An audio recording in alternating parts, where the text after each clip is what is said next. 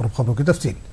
अयोध्या मामले में सुन्नी और शिया वक्फ बोर्ड छोड़कर दीगर मुस्लिम फरीकैन ने सुप्रीम कोर्ट में मोल्डिंग ऑफ रिलीफ दाखिल कर दिया, जिसमें फैसला इनके हक में न आने की सूरत में राहत के लिए तजावीज़ दाखिल की गई थी। यानी मुस्लिम फरीक के मुताबिक उन्हें 1992 जैसी बाबरी मस्जिद चाहिए। मोल्डिंग ऑफ रिलीफ दाखिल करने वालों में हाशिम अंसारी, इकबाल अंसारी, एम सिद्दीक, मिसबाउद्दीन फारूक मरहूम शामिल थे। अब हिंदू महासभा ने मोल्डिंग ऑफ रिलीफ पर सुप्रीम कोर्ट में तहरीरी शक्ल में जवाब दाखिल किया, जिसमें हिंदू महासभा ने कहा है कि उन्हें पूरी जमीन चाहिए। अदालत मंदिर की तामीर के लिए एक ट्रस्ट तश्कील दे और अदालत की निगरानी में ही इंतजामी उमूर तय किए जाए। हिंदू महासभा ने अदालत से दरख्वास्त की है कि सुप्रीम कोर्ट इस ज़िम्न में एक एडमिनिस्ट्रेटर का तकर्रुर भी करे।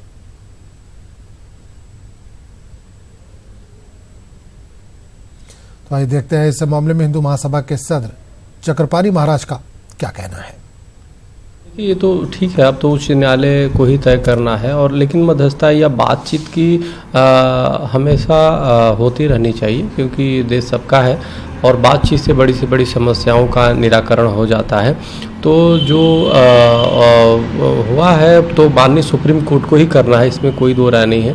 और जितनी प्रक्रियाएं थी उसको पूरा किया गया और सब लोग बड़े सौहार्दपूर्ण, जितने लोग भी आए वो बैठे हैं। और संतों का सिर्फ ये एक या मुस्लिम पक्षकारों में से कुछ लोगों का सिर्फ ये मानना है कि ये देश भाईचारे और एकता के साथ ही चलना है। मंदिर बने या जो भी निर्णय आए उसके साथ सब लोग मिलकर सामूहिक एक अगर जो उसमें सहयोग करें तो हमें लगता है पूरे विश्व में देश का एक अच्छा माहौल जाएगा, एक नाजीर पेश होगा और एक ये बहुत बड़ी एक मिसाल कायम होगा कि देश में एक जो एक विवाद पे राजनीतिकरण जितना हुआ, चाहे जितना विवाद एक अंतर्राष्ट्रीय स्तर का बना दिया गया, उसको हिंदू मुस्लिम सभी लोगों ने मिल बैठ करके बिना कोई ज़्यादा इशू किए मिल बैठ करके निपटारा कर दिए। तो बाकी तो माननीय सुप्रीम कोर्ट को करना है।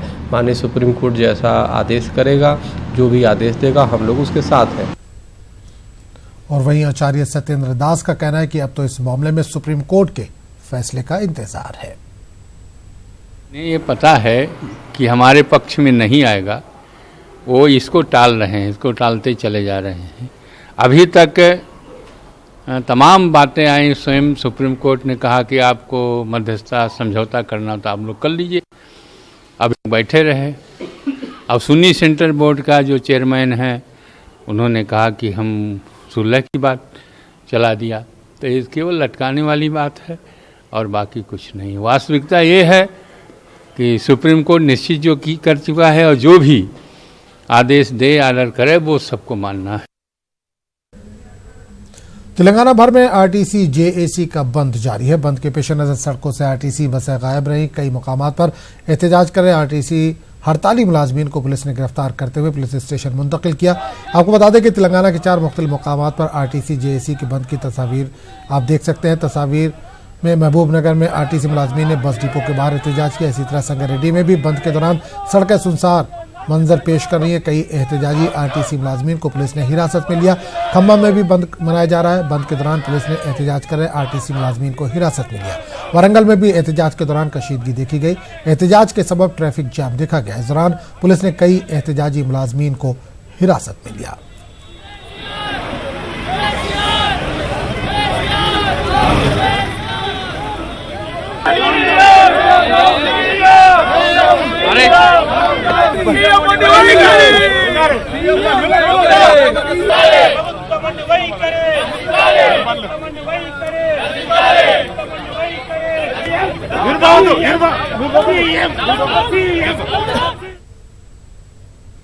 आरटीसी मुलाजमीन के तेलंगाना बंद के दौरान जेडीमेटला में भी बंद मनाया गया। एहतजाजी मुलाजमीन ने जेडीमेटला में डिपोज पर धरना दिया और सड़क पर बैठकर एहतजाज किया। आरटीसी मुलाजमीन के बंद को अपोजिशन ने भी अपनी तायद का ऐलान किया। जेडीमेटला में कई सियासी लीडर्स भी आरटीसी के हड़ताल में शामिल हुए। एहतजाजी में शिद्दत इख्तियार कर जाने पर पुलिस ने एहतजाजी आरटीसी मुलाजमीन और लीडरों को हिरासत में लेकर पुलिस स्टेशन मुंतकिल किया।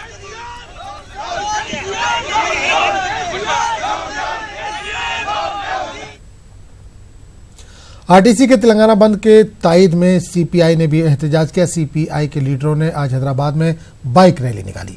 हिमायतनगर में AITUC दफ्तर से बाइक रैली निकाली गई। पुलिस ने रैली को रोक लिया, जिसके सबब कुछ देर के लिए पुलिस और CPI कारकुनों के दरमियान हालात कशीदा देखे गए। CPI हैदराबाद के सदर नरसिम्हा ने बताया कि वज़ीर आला KCR पुलिस की मदद से RTC मुलाजमीन की हड़ताल को नाकाम बनाने की कोशिश कर रहे हैं। इन्होंने हुकूमत के तरीक़ेकार पर नाराजगी जाहिर करते हुए एहतजाजी मुलाजमीन के मसाइल को हल करने का TRS हुकूमत से मुतालबा किया। ఈ రాష్ట్ర ముఖ్యమంత్రి నిరంకుశ వైఖరి ద్వారానే ఆ సమ్మని అంచాలని చూడడం నిజంగా దురదృష్టకరమైనటువంటి చర్య। ఈరోజు కోర్టులో కూడా మీరు బాగా ఆర్గ్యుమెంట్ చేయండి, మా ఫేవర్లో చేయండి అని చెప్పి అక్కడ ఉన్నటువంటి లీగల్ న్యాయవాదులకు చెప్పడం అనేటటువంటిది ఈ తెలంగాణ చరిత్రలో ఎప్పుడు జరగలేదు। మేము ఒకటే చెప్తున్నాం, CPIగా ప్రజలంతా మద్దతు RTC కార్మికుల వైపు ఉంది। వాళ్ళ న్యాయమైన డిమాండ్లు పరిష్కరించాలని చెప్పి అందరూ కూడా ఆలోచన ఉన్నది। ఆ వైపున మీరు ఆలోచించండి। నిరంకుశ నిజాం పాలన వైపు కాకుండా ప్రజాస్వామ్య పద్ధతిలో వాళ్ళు ఏదైతే డిమాండ్లు పెట్టారో గతంలోనూ ఎలక్షన్లప్పుడు ఇచ్చినటువంటి వాగ్దానాలనే అమలు చేయమంటున్నారు తప్ప మరొక కోరిక అనేటటువంటిది RTC కార్మికులు ఏం కోరడం లేదు। तेलंगाना बंद के दौरान सिद्दीपेट में RTC अहदेदारों ने पुलिस की निगरानी में RTC बसें चलाने की कोशिश की। हड़ताली RTC मुलाजमीन ने सड़क पर बस को रोक दिया और आरजी ड्राइवर पर हमले की कोशिश की। पुलिस ने मौके पर पहुंचकर ड्राइवर को बचा लिया। एहतजाज के सबब पुलिस RTC बस को डिपो से मुंतकिल कर दिया गया। बंद के पेश नज़र मुसाफिरीन को मुश्किलात का सामना करना पड़ रहा है।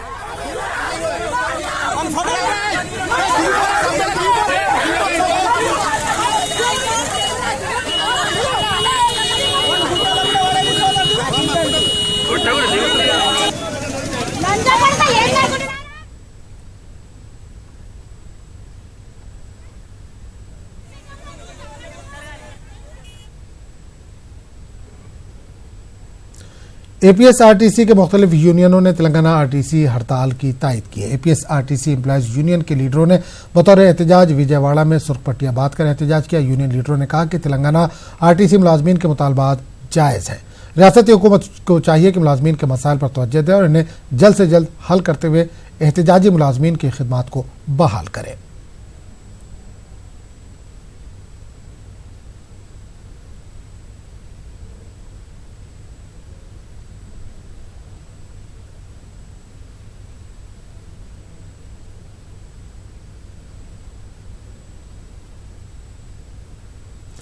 MIM के सदर असदुद्दीन अवैसी ने अपने डांस वाले वीडियो पर वजाहत की। असदुद्दीन अवैसी ने कहा कि पतंग की डोर खींचने वाले वीडियो के साथ छेड़छाड़ करके इसे डांस के तौर पर वायरल किया गया, जो गलत है।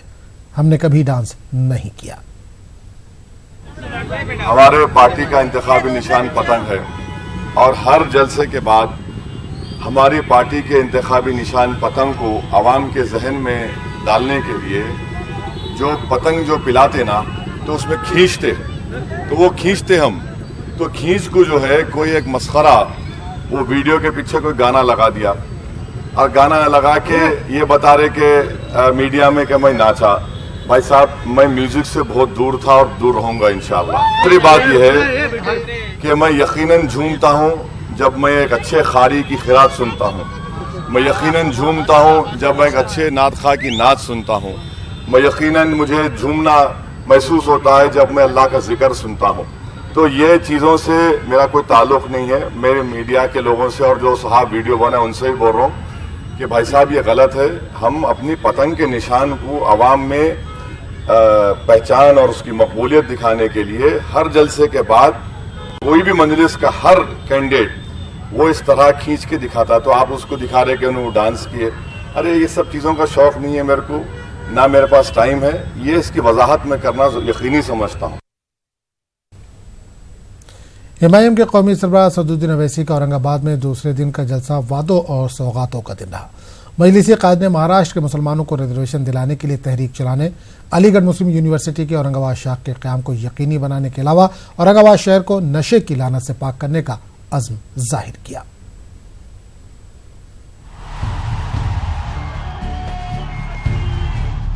औरंगाबाद शहर से महाराष्ट्र की सियासत में अपनी जड़ें मजबूत करने वाली MIM रियासत के असेंबली इंतखाबात में एड़ी चोटी का जोर लगा रही है। मजलिस के कौमी सरबराह असदुद्दीन ओवैसी बजाते खुद औरंगाबाद शहर के 3 रोजा तशहीरी दौरे पर हैं।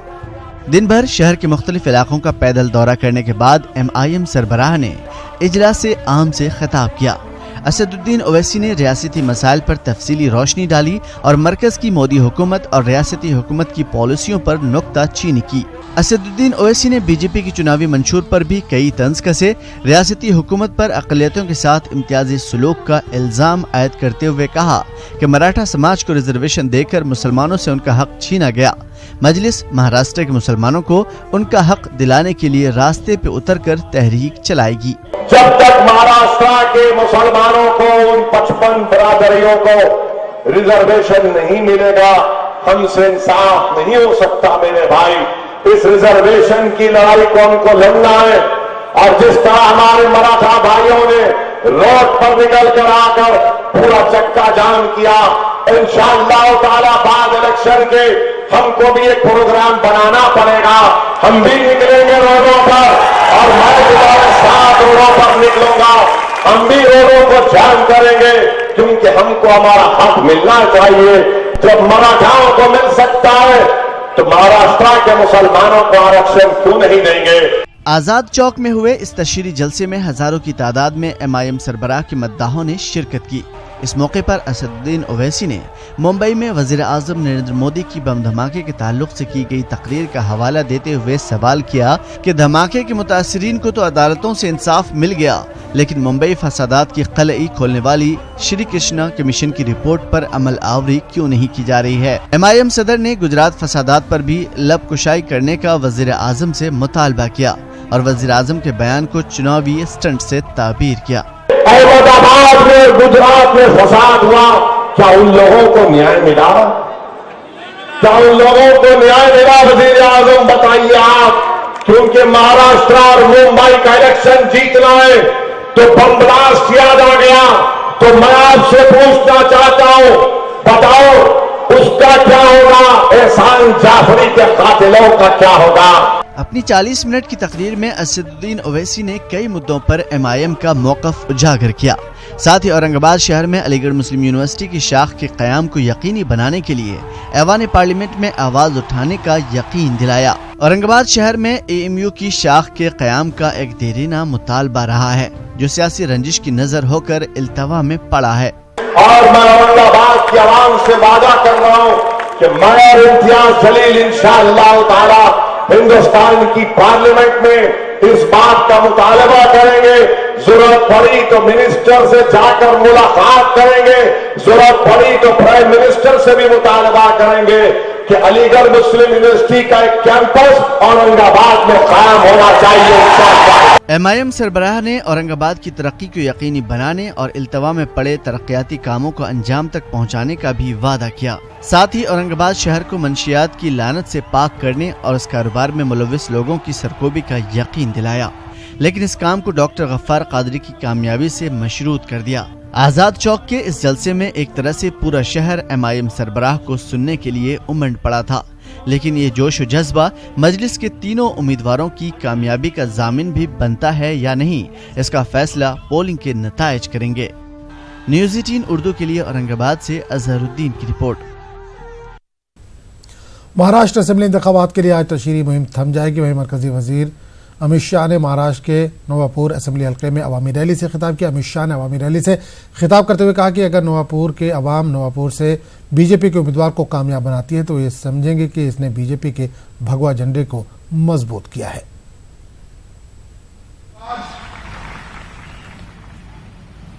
शाम को चुनाव का प्रचार थम जाने वाला।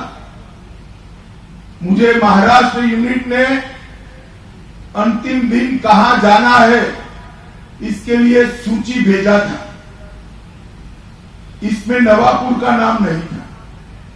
मैंने बोला ऐसी कौन सी सीट है जहां पर भाजपा अब तक एक भी बार नहीं जीती है।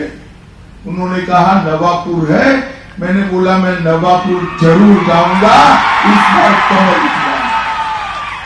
और मित्रों, आज मैं आपको अपील करने आया हूं कि मुझे मालूम है देवेंद्र फडणवीस के नेतृत्व में, हमारे यशस्वी पंतप्रधान नरेंद्र मोदी जी के नेतृत्व में 2/3 बहुमत से महाराष्ट्र में भाजपा की सरकार बनने वाली, मगर इस सरकार का विजय तभी माना जाएगा इसमें सबसे पहला कमल नवापुर भाजपा की झोली में डालेगा।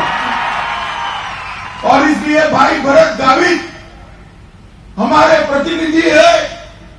कोई ये मत सोचना कि भरत गावित को जिताने के लिए कमल के निशान पर थप्पा लगाना है। नवापुर वाले ये न सोचे कि भरत भाई को एमएलए बनाकर देवेंद्र फडणवीस की सरकार को फिर से लाने के लिए भाजपा को जिताना है। ये तो होने ही वाला है, आप कमल को जिताओगे तो, मगर उसके साथ अपनी विचारधारा का विजय एक और विधानसभा पर भाजपा का भगवा फड़काने का काम आज हम सब में। उत्तर प्रदेश में ज़िमनी इंतखाबात के लिए आज तशहीरी मुहिम शाम 6 बजे थम जाएगी। उत्तर प्रदेश ज़िमनी इंतखाबात 11 सीटों के लिए मैदान में 110 उम्मीदवार अपनी किस्मत आजमा रहे हैं। आज आखिरी दिन सभी उम्मीदवारों ने तशहीरी मुहिम के लिए ताकत लगा दी है। कमलेश तिवारी कत्ल मामले में गुजरात के सूरत से 3 मुश्तबा अफराद को हिरासत में लिया गया। हिरासत में लिए गए अफराद से पूछताछ जारी है। लखनऊ डीजीपी ने प्रेस कॉन्फ्रेंस के जरिए दी जानकारी। वहीं डीजीपी का कहना है कि यूपी पुलिस मजीद इस मामले में मुलविस अफराद के बारे में सबूत इकट्ठा कर रही है। गिरफ्तार मुलजिमीन को एटीएस दफ्तर लाया जा रहा है, जहां इनसे पूछताछ जारी है। इसीलिए तो कोई नौकरी दूसरी ड्यूटी नहीं लगावत रहा है, यहाँ बैठे रहते थे। खाली यहाँ पर कोई काम तो है नहीं, यहाँ उनकी ड्यूटी भेज दे बदरा।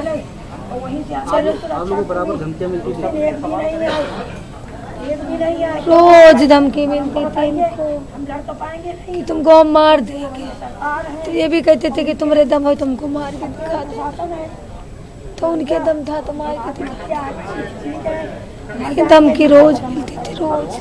आपका नाम? किरण तिवारी पत्नी है।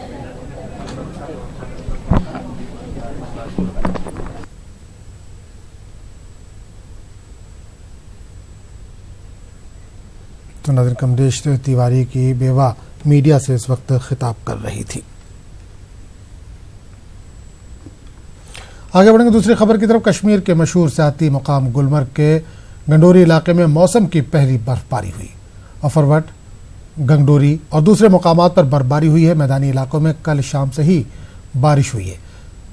शदीद सर्दी की लहर भी जारी है। गुलमर्ग में आए हुए मुल्की और गैर मुल्की सयाहों ने बजरिया गंडोरी जाकर पहली बर्फबारी का लुत्फ उठाया। सयाह गुलमर्ग के बालाई इलाकों में हुई बर्फबारी को लेकर काफी खुश नजर आए। सयाहों ने कहा कि अक्टूबर में मौसम की पहली बर्फबारी से इनकी खुशियों में मजीद इजाफा हुआ है। वाज़ेह है कि गुलमर्ग में मुकामी लोग बर्फबारी के मुंतजर होते हैं, इससे इनका रोजगार जुड़ा हुआ है।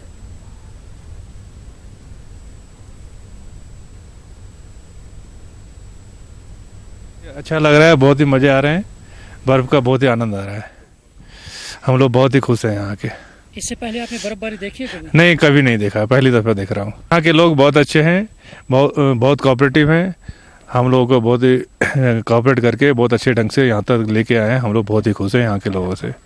बहुत अच्छा लग रहा है, पहली बार आए हैं, बर्फबारी देख के बहुत अच्छा लगा है। Oh, so excited because our country we don't have any season, means just hot weather only. Then we are excited today because when we come, we can feel the snow. It's so nice.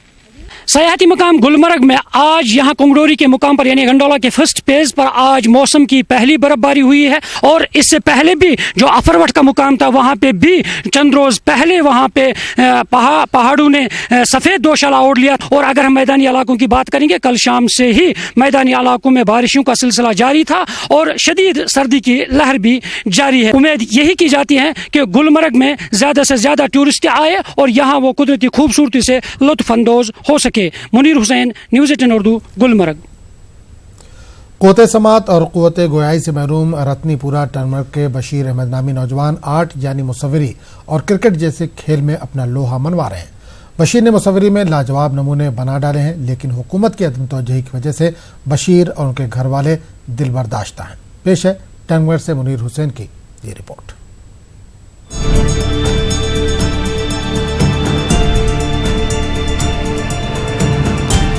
ये हैं टंगमर्ग के रत्नीपुरा से ताल्लुक रखने वाले क़ुव्वत गोयाई और क़ुव्वत समात से महरूम आर्टिस्ट बशीर अहमद। बशीर बचपन से ही क़ुव्वत समात और क़ुव्वत गोयाई से महरूम हैं।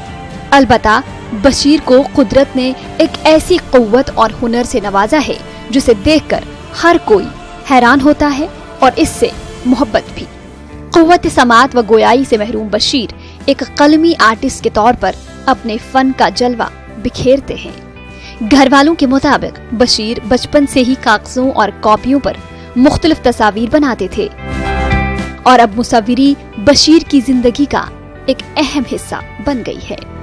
बशीर नई बुलंदियों तक पहुंचना चाहता है, लेकिन आज तक इनकी सलाहियतों की तरफ किसी ने तवज्जो नहीं दी, न ही आगे बढ़ने के लिए किसी तरह का कोई प्लेटफॉर्म फराहम किया।